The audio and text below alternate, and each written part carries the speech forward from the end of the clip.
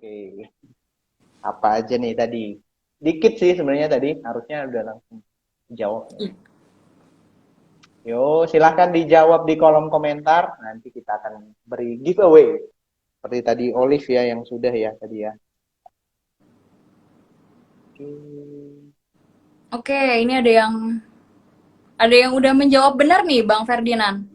Namdes Panli ya, Mbak Iya, Cisti ya. betul. Namdes Panli. Oke. Namdes Panli, silahkan. Nanti kita di DM aja nama alamat. Ya. Nanti kita akan coba ini ya kirim giveaway-nya. Thank you teman-teman, masih konsen ya. Masih konsen, thank you. Menjelang sore, ini waktunya kadang-kadang udah pulang. Harusnya Mbak Jesti biasanya pulang nih. Kalau udah jam 4 lebih nih ya. Oke, ini kita coba lihat suara bapaknya kurang jelas. Suara saya jelas kan ya, Mbak Jesti ya? Jelas? Jelas sih, Oke, di saya jelas. oke. Volume tambahkan dong. Padahal saya udah volume orang Batak nih, udah keras nih suaranya nih sebenarnya. Oke, kita lanjut lagi Mbak Justi. Tadi kan kita udah membahas nih dari makro, dari tantangan apa yang ada, Hmm. sampai saham-sahamnya. Tetapi di kondisi market seperti ini nih sebenarnya Mbak Justi. Kondisi market seperti ini, eh, apa strategi kita nih? Apakah investing ataupun trading? Seperti itu Mbak Justi. Hmm. Oke, kalau strategi investing ataupun trading sebenarnya balik lagi kepada teman-teman sekalian ya. Tapi mungkin di sini dari kacamata seorang investor maupun dari kacamata seorang trader emang agak beda nih harusnya strateginya. Kalau misalnya seorang investor kan kecenderungannya itu invest secara long term ya, time horizonnya tuh agak panjang gitu.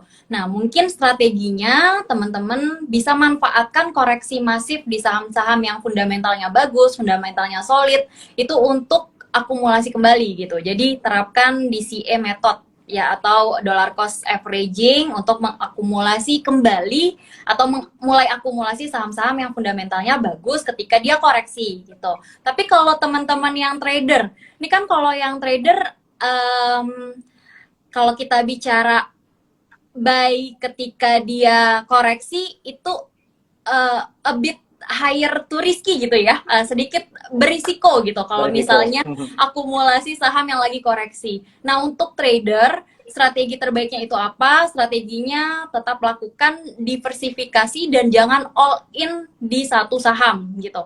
Jadi untuk trader boleh manfaatkan euforia dari aksi korporasi gitu. Biasanya emiten-emiten yang dia itu ada agenda untuk RUPS ya, apalagi kalau RUPS-nya itu ternyata hasilnya ada kebijakan strategis dari manajemennya nih, entah itu mau merger company lain atau mau akuisisi atau bahkan sampai dengan pembagian dividen, itu biasanya sahamnya udah mulai tinggi demand-nya. Demand saham yang tinggi kan pasti terkerek juga harga sahamnya ya, bisa Ya. bisa naik gitu. Nah, untuk trader bisa manfaatkan euforia tersebut untuk meraih cuan gitu dari naiknya harga-harga saham. Nah, kemudian itu dari aksi korporasi.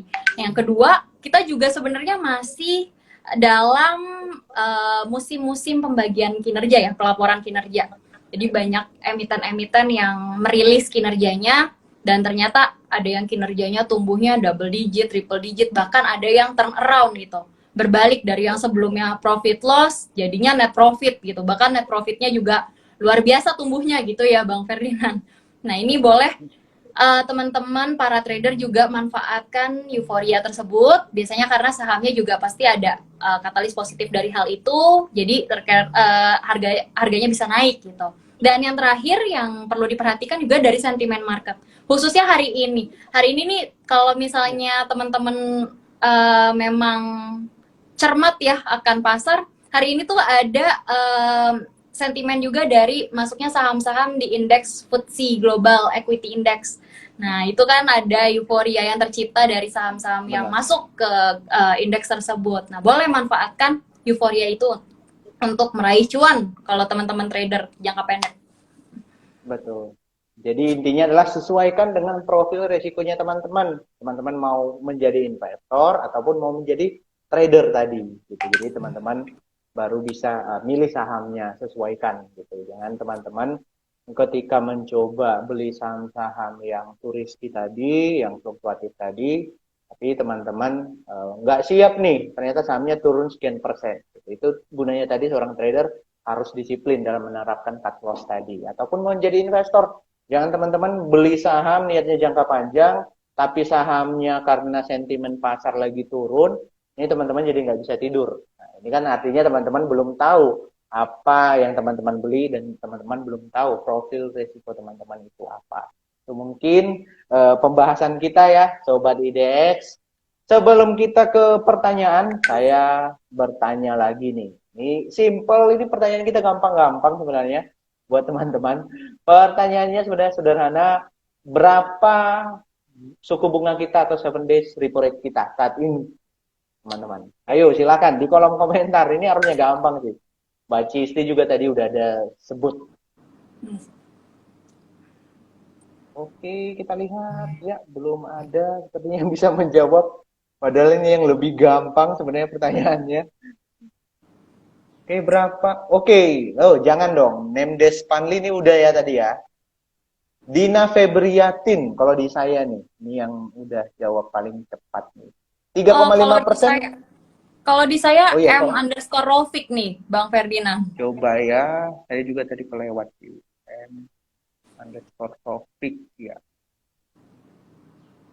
Wait. Oke. Berarti M underscore Rofik ya, Mbak Cisti ya. Di Bang Ferdinand siapa duluan? Kalau di saya ini malah nggak kelihatan nih. M underscore Rofiknya nih, Mbak. Malah Oke. yang ada Dina Febriatin. Oke, nggak masalah. Ini bonus dari Mbak Cisti. M underscore Rofik dan Dina Febriatin, silakan aja deh. Nanti berantem lagi orang ini. Silakan, ini pemenangnya nggak apa-apa. Langsung aja nanti di DM di Tek underscore Sumut, nama dan juga alamatnya. Yeay, Oke, Mbak congrats. Cisti. Ya, Nggak apa-apa ya, ini kita lanjut ke sesi pertanyaan dong. Kita akan nggak coba apa-apa, lihat nggak apa-apa. pertanyaan dari teman-teman. Nah, wait, ini pertama dari Trinovelin Purba. Bagaimana tanggapan Kak Cisti mengenai harga batu bara nih? Gitu. Dan apakah pengaruhnya terhadap saham pertambangan? Ya, thank you buat pertanyaannya ya, Kak Trinovelina Purba. Nah, terkait kenaikan harga batu bara di pasar global, saya lihat sih masih ada potensi untuk kenaikan ya, karena demand-nya batu bara tuh lagi tinggi sekali. Pertama itu dari gangguan supply chain geopolitiknya Rusia Ukraine ya, ditambah lagi di China, di negara China itu mereka lagi mengalami yang namanya musim panas gitu, lagi ada pemanasan. Nah, di China itu panas sehingga konsumsi listriknya itu kan pasti akan meningkat gitu. Nah, ini tentunya akan membawa demand dari komoditas coal-nya sendiri itu juga masih akan ada potensi untuk naik gitu. Kemudian pengaruhnya terhadap saham pertambangan. Nah, jadi untuk emiten-emiten yang relate ke komoditas, memang karakternya itu akan nempel ke harga komoditas di pasar global. Jadi kalau teman-teman boleh perhatiin, misalnya teman-teman ngecek nih harga komoditas coal lagi naik gitu. Biasanya ada kata dari hal tersebut itu menjadi katalis positif untuk saham-saham emitennya untuk saham-saham batu bara gitu kan. Kalau misalnya batu baranya naik gitu. Nah, ini katalis positif untuk saham-saham batu bara. Begitupun komoditas lainnya ya. Jadi nggak cuman energi dari tambang, kemudian mineral, lalu juga ada minyak dan gas gitu ya. Jadi memang apa karakter dari saham-saham energi itu biasanya nempel kepada harga komoditas di pasar globalnya. Termasuk juga dari sektor agriculture nih, di komoditasnya seperti apa, kan ada CPO gitu ya. Kalau CPO-nya komoditasnya juga masih naik, harganya masih tinggi, biasanya emiten emiten CPO juga kena katalis positif dari harga komoditasnya yang menguat tersebut gitu. Jadi pengaruhnya ya ada sekali gitu ya untuk emiten-emiten di saham pertambangan. Oke, jadi tentunya berpengaruh nih. Oke, thank you pertanyaan dari Trinovelina Purba. Satu lagi kita coba scroll lagi, ini pertanyaannya. Teman-teman, kalau pertanyaannya tadi udah kita bahas, teman-teman nggak usah khawatir. Nanti teman-teman bisa lihat ulang, kita save di feed Instagram kita, IDX Sumut. Nanti teman-teman bisa ulang nih, apa yang aja yang udah kita bahas dengan Mbak Sistinya. Saya coba lihat dulu yang belum kita bahas. Nah, dari Raihan Budiman, Kak, gimana potensi saham teknologi? Apakah masih bagus sampai akhir tahun 2022 ini?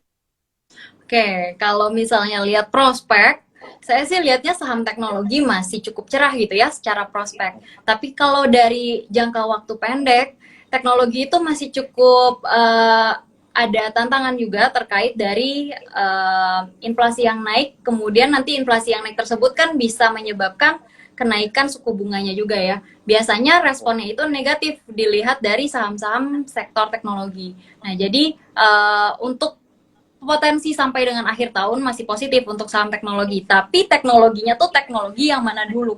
Karena kalau misalnya kita bicara saham-saham growth stock itu biasanya kan growth stock itu dihuni sama saham-saham teknologi ya Bang Ferdinand. Nah, saham growth stock itu ada beberapa kriteria-kriteria dari mulai EPS-nya yang selalu tumbuh gitu ya. Dan tumbuhnya untuk EPS-nya juga harus signifikan. Bahkan ada yang menyatakan bahwa growth stock itu minimal kenaikannya 25% gitu. Kriteria saham-saham growth stock. Nah, selain dari EPS yang tumbuh, teknologi itu bisa lihat dari ekosistem digitalnya. Ada yang mendukung prospek bisnisnya ke depan akan cerah atau enggak gitu. Jadi lihat dari ekosistem digitalnya sendiri gitu. Sampai dengan akhir tahun 2022 saya sih masih optimis beberapa emiten-emiten teknologi yang punya ekosistem digital besar itu masih cukup potensial sampai akhir tahun ini. Siap. Jadi ada potensi untuk perusahaan-perusahaan atau emiten di bidang teknologi yang punya ekosistem ya. Jadi nggak sembarangan juga teknologinya. Gitu. Cuman sampai akhir tahun 2022 ini. Thank you pertanyaannya Raihan Budiman. Satu lagi Mbak Cisti. Ini soalnya banyak saya lihat di kolom pertanyaan banyak nanya. Ini di kolom komentar juga banyak. Kalau Entel itu gimana Mbak Cisti melihatnya saham ini? Oke, saham MTEL ya. Untuk saham MTEL secara industri tadi saya udah jelaskan banyak juga ya di awal-awal sesi live IG. Nah, untuk prospek MTEL ini saya pikir ini juga salah satu emiten menara yang punya punya bisnis besar karena disokong dari kekuatan grupnya juga ya dari Telkom sendiri gitu. Kemudian kalau kita lihat MTEL mungkin dari teknikalnya ya Pak, karena tadi saya di awal-awal nanti teman-teman boleh nonton lagi, saya udah jelasin industri dan juga prospek dari telekomunikasi itu sendiri. Ya. Kalau untuk teknikalnya kita lihat dia memang di fase strong uptrendnya ya Pak Bang Ferdinand. Di sini hari ini pun MTEL juga ditutup di 785 ya. Ini masih ditutup. Dia tuh masih dalam posisi uptrend karena dia udah membentuk higher high higher low juga. Tapi di sini kalau dari indikator stokastik dia kan udah di area-area jenuh beli ya. Dan dari sisi volume juga belum mengalami kenaikan yang cukup signifikan. Kemudian dari indikator momentum lain MACD bar histogram juga dia udah mulai bullishnya udah mulai terbatas. Nah, untuk MTEL secara risk reward ratio dari analisis teknikal, MTEL ini ruang kenaikannya tuh udah mulai terbatas. Nah, kalau teman-teman mau akumulasi saham MTEL ini, saat ini tuh sebaiknya wait and see terlebih dulu karena ada potensi MTEL ini bisa terkoreksi. Nah, koreksinya itu kemana? MTEL ini dia punya support di MA20-nya, itu di level 760. Mungkin boleh pertimbangin kalau misalnya dia sudah mulai mendekati level tersebut aja untuk teman-teman mulai akumulasi saham MTEL ini. Bicara prospek, tadi saya udah banyak jelasin di awal, untuk industri telekomunikasi masih potensial juga. Siap. Tadi udah banyak juga kita bahas sebenarnya Sobat IDX, baik dari segi sektor, tadi ada 3 sektor yang dibahas oleh Mbak Cisti, ada tambahan juga tadi bahkan properti kita bahas, pertambangan juga kita bahas.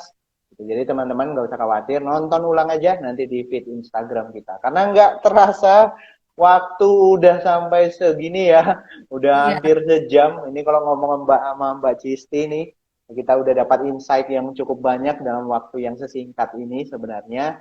Tetapi sebelum kita akhiri, mungkin ada closing statement atau ada yang mau disampaikan oleh Mbak Cisti nih dari Ajaib Oke. Sekuritas. Paling sih aku mau simple aja nih teman-teman ya menyampaikan sesuatu. Aku tuh suka banget sama quotes-nya Peter Lynch nih, Bang Ferdinand.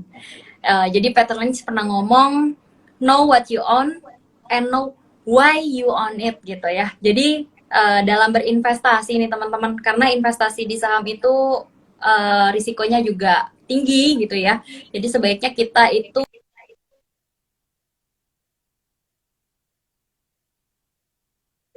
agak ngelek ya, Bang Ferdinand ya. Udah Oh, lancar, Kak Cisti. ya jadi karena di sini aku suka quotes-nya Peter Lynch tersebut ya teman-teman. Nah itu kita bisa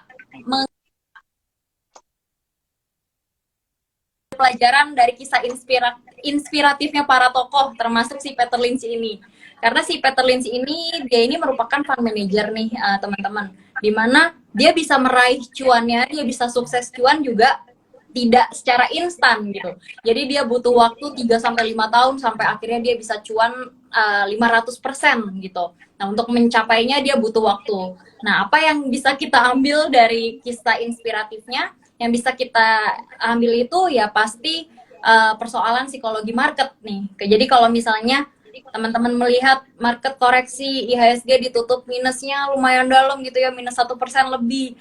Nah, itu justru saatnya untuk teman-teman manfaatkan peluang koleksi akumulasi di bawah gitu, di level-level bottomnya gitu. Jadi bicara investasi pastikan nanti akan terganggu dari sisi psikologi market juga ya, Bang Ferdinand.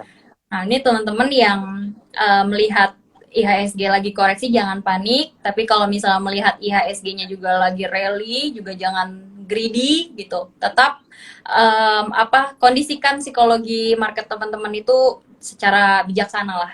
Gitu paling Bang Ferdinand. Betul. Siap. Itu note-nya, quote-nya harus teman-teman pahami ya sebenarnya ya. Jadi memang harus tahu apa yang teman-teman miliki, apa yang teman-teman beli, apa yang teman-teman pilih. Jangan cuman hanya ikut-ikutan gitu. Ketika banyak orang ikut-ikutan, dia misalnya ada orang yang flexing atau mempromosikan suatu saham, kita ikut-ikutan tanpa tahu apa yang kita beli. Ketika rugi biasanya kita menyalahkan orang. Padahal sebenarnya keputusan investasi itu ada di kita loh, sebagai yang punya duitnya atau sebagai investornya.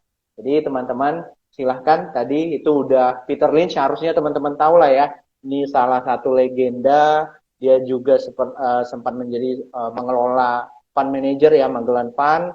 Ini bahkan dalam sekian puluhan tahun dia bisa menghasilkan return konstan 29% per tahunnya.